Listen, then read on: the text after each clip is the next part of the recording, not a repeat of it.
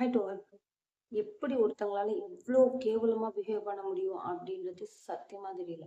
ஆனா அவ்ளோ கேவலமா வெறும் 15 வயசு பசங்க 15 வயசு பசங்க இவ்ளோ க்ரூவலா யோசிச்சு ஒருத்தவங்க சூசைட் பண்ற அளவுக்கு தள்ளியிருக்காங்கன்னா, கண்டிப்பா அவங்க தண்டிக்கப்படணும்.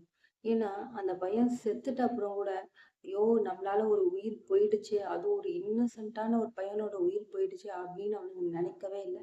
அவன் செத்தத வந்து அவன் செத்துட்டான். ஸோ, இத நம்ம கொண்டாடணும் அப்படின்னு சொல்லி கொண்டாடியிருக்காங்க. ஸோ, ரியலாவே அவங்க தண்டிக்கப்பட வேண்டியவங்க. மெஹர் அகமதுன்ற ஒரு 15 வயசு பையனுக்கு இவ்ளோ கொடுமை நடந்திருக்கு. சொல்லும்போதே எனக்கு அவ்ளோ கஷ்டமா இருக்கு. அவன் எப்படிதான் கோ த்ரூ பண்ணானோ? 2:30க்கு அவன் ஸ்கூல்லேருந்து வரான்.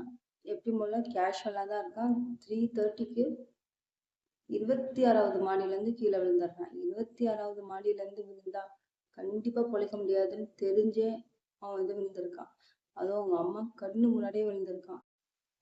15 வயசு பையனுக்கு சூசைட் அட்டன் பண்ற அளவுக்கு என்ன மாதிரியான பிரச்சனை இருக்கும்? ஏன்னா ஃபேமிலியே அவனுக்கு எந்த விதமான பிரச்சனையும் கிடையாது. ஒரு சைடு அவன் செத்துட்டான். இன்னொரு சைடு எதனால அவன் செத்தான் அப்படின்னு சொல்லிட்டு உங்க பேரண்ட்ஸ் இன்ஃபர்மேஷன் கலெக்ட் பண்ணவங்க இவ்வளவு விஷயம் வெளிய வந்திருக்கு. அதை கேட்கும்போது எனக்கே அவ்வளவு கஷ்டமா இருந்தது. அவங்க அம்மாவுக்கு எவ்வளவு கஷ்டமா இருந்தது. அப்போ அவங்க அம்மா இன்ஸ்டாகிராம்ல என் பையன் இறந்ததுக்கு இதெல்லாம் தான் ரீசன் அப்படின்னு சொல்லி எவிடன்ஸாவே அவங்க நிறைய ப்ரூஃப் சப்மிட் பண்ணியிருக்காங்க. எதுக்காக அவனை இந்த அளவுக்கு டார்கெட் பண்ணாங்கன்னு பார்த்தீங்கன்னா, அவனோட கலருக்காக. இந்த மாதிரி ஒரு கலர்ல இருந்தா நாங்க இப்படிதான் ரேக் பண்ணுவோம் அப்படின்னு சொல்லி, அதுவும் அவங்க எப்படி ரேக் பண்ணியிருக்காங்கன்னா சொல்றதுக்கே அவ்வளோ கஷ்டமா இருக்கு. ரெஸ்ட் ரூம் கூட்டிட்டு போயிட்டு ரெஸ்ட் ரூம் உன்னோட டங்காலே கிளீன் பண்ண அப்படின்னு சொல்லி ஃபிளாஷ் பண்ணி இதுலதான் நீ உன்னோட மூஞ்சி கழுவணும் அப்படின்னு சொல்லி இவ்வளோ அக்ரெசிவா நடந்திருக்காங்க. எப்படி ஒரு 15 வயசு பசங்க இவ்வளோ அக்ரெசிவா நடந்திருக்காங்கன்றது தெரியல. ஆனா அவன் செத்துட்ட அப்புறமும் அவன் செத்துட்டான் இருந்தாலும் அவனை விடக்கூடாது அப்படின்னு சொல்லி அப்போ கூட அவன் செத்ததை கூட அவங்க கொண்டாடி இருக்காங்க. ஒரு சம்மந்தமே இல்லாத ஒரு ஆள். நான் அந்த பையன் யாருன்னு கூட தெரியாது எனக்கு. ஸோ அவன் செத்துட்ட அப்புறம் தான் இப்படி ஒரு விஷயம் நடந்திருக்கு அப்படின்னு தெரியும். கேட்குற எனக்கே அவ்வளோ கஷ்டமா இருக்கு. அவங்க அம்மாக்கும் அவங்க அப்பாவுக்கும் எந்த அளவுக்கு கஷ்டமா இருந்திருக்கும்.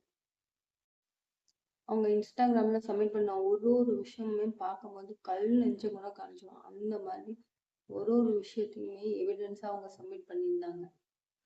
அவங்க கேட்டதுக்கு என் பையனுக்கு நடந்த மாதிரி வேற எந்த பையனுக்கும் நடக்கக்கூடாது அப்படின்னு தான் சொன்னாங்க. என் பையனுக்கு நடந்தது அநியாயத்துக்கு நீதி இதுவாதான் இருக்கும் அப்படின்றத அவங்க சொன்னாங்க. அந்த இடத்துல யார் இருந்தாலும் அவங்கள பனிஷ் பண்ணணும்னு தான் நினைப்பாங்க. ஆனா அவங்க என் பையன் மாதிரி இன்னொருத்தர் பாதிக்கப்பற்றவே கூடாது அப்படின்றது ரொம்ப அழுத்தி சொன்னாங்க. ரொம்ப அழகான ஃபேஸ் இருந்திருக்கு. ரொம்ப ரொம்ப இன்னசென்ட்டான ஃபேஸ் இருந்திருக்கு. அதனால தான் அவனை இந்த அளவுக்கு டார்கெட் பண்ணியிருக்காங்க. இதை தெரியாம ரொம்ப அவசரப்பட்டுட்டேன். எனக்கு பர்சனலாக ஒரு விஷயம் ஃபீல் ஆச்சு. அதை தான் உங்கள்கிட்ட சொல்ல போகிறேன். இதை அவங்ககிட்ட சொல்லாமல் வேற யார்கிட்ட சொல்ல போகிறேன். மிஹர் ரொம்ப ரொம்ப அழகாக இருந்திருக்கான். அதனால தான் அவனை இந்த அளவுக்கு டாமினேட் பண்ணியிருக்காங்க. ஏன்னா நம்மகிட்ட இல்லாத ஒரு விஷயம் இன்னொருத்தவங்கிட்ட இருக்குது அப்படின்ற போது நிறைய பேர் பாராட்டுவாங்க. பரவாயில்ல இதெல்லாம் உன்கிட்ட இருக்குது அப்படின்னு சொல்லிட்டு. ஆனால் ஒரு சில பேர் பொறாமைப்படுவாங்க. அந்த மாதிரி ஒரு ஆளுங்க தான் அவங்க. ஸோ பொறாமைப்பட்டு அவனை டாமினேட் பண்ணி இந்த அளவுக்கு அவனை தள்ளப்பட்டிருக்காங்க. ஆனால் அவங்க உண்மையாலே அவ்வளோ அழகாக இருந்தான். அவனோட ஃபோட்டோஸ்லாம் சே நம்ம வீட்டில் இந்த மாதிரி ஒரு பையன் இல்லையே அப்படின்னு சொல்லிட்டு ஒருத்தருமே ஏங்க வச்சுருக்கோம். நான் பேசுறது கண்டிப்பாக உனக்கு கேட்கும்னு நான் நம்புகிறேன். உனக்கு ரொம்ப ரொம்ப அழகாக இன்னசென்ட்டான ஒரு ஃபேஸ் இருந்திருக்கு. அதனால தான் உன்னை இந்த அளவுக்கு டார்கெட் பண்ணியிருக்காங்க. இது தெரியாமல் நீ அவசரப்பட்டுட்ட. அதுவும் ஒரு 15 வயசு பையனுக்கு இப்படி நடந்தால் அந்த அந்த மனநிலையெல்லாம் யோசிச்சு கூட பார்க்க முடியல. இருந்தாலும் இப்போ நீ ரொம்ப ரொம்ப அழகாக அமைதியான ஒரு இடத்துல இருப்ப அப்படின்ற ஒரு நம்பிக்கையில் நான் இந்த வீடியோவை முடிக்கிறேன் மெஹர்.